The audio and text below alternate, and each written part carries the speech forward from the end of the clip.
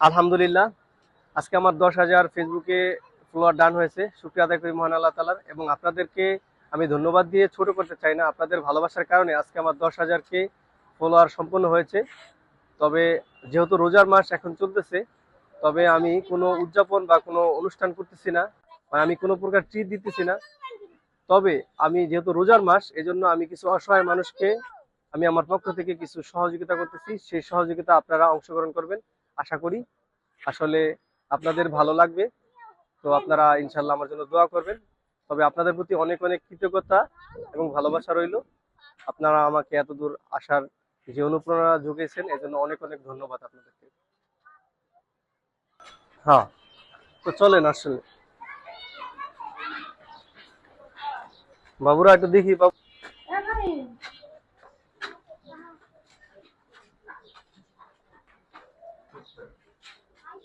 কি অবস্থা, কেমন আছেন? ভালো আছেন না? আপনার এই বাসায় থাকেন, হ্যাঁ? ও আচ্ছা, আমি তো বাসা জানতাম না এই বাসা, তারপর আইডিয়া করে আসলাম, দেখি আপনাদের এই বাসা। তো ভালো আছে? আলামিন ভাই কোথায়? কাজে গেছে। কি অবস্থা, তুমি ভালো আছো? তো রোজার উপলক্ষে আপনাদের কিছু আমি ত্রাণ দিতে আসছি, ঠিক আছে? তো এটা নেন। বাহ, ঠিক আছে, ঠিক আছে। ভালো থাকেন, সুস্থ থাকেন। হ্যাঁ,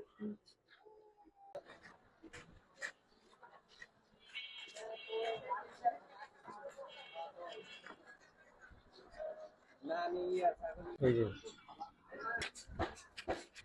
হ্যাঁ, ভালো আছেন? ও বাবা, একটা আমার মাথার আমার একা হয়েছে। আসসালামু আলাইকুম প্রিয় দেশবাসী। যে আমি এক অসহায় মায়ের কাছে আসছিলাম, ওই যে উনি মা আর মেয়ের গল্প আপনাদেরকে বলছিলাম। তো ওনার বাসায় আজকে আসছি। দেখেন, আজকে হচ্ছে 14 দিনের মতো হয়েছে উনি আসলাম ওনার বাসায়। আমি বলছিলাম যে আমি আমার সাধ্য অনুযায়ী চেষ্টা করব, ওনার জন্য কিছু ত্রাণ নিয়ে আসছি।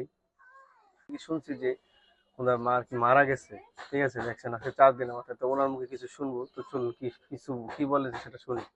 কি অবস্থা, কেমন আছেন? আছি বাবা, অনেক দুঃখে। আমার মারা এই যেন মন হয়েছে আজ 4 দিন ধরে। এই যেন আমার গদ্দারে সৈন্য বানায় ধুয়ে গেল বাবা। আমার তো জীবনে কিছু নাই রে বাবা। না, সমস্যা নাই, আল্লাহ ভরসা, কান্নাকাটি করার কিছু নেই। ওনার বয়স হয়েছে, আল্লাহ তাআলা উনি নিয়ে গেছে, বুঝছেন? তো ঠিক আছে, সমস্যা নাই।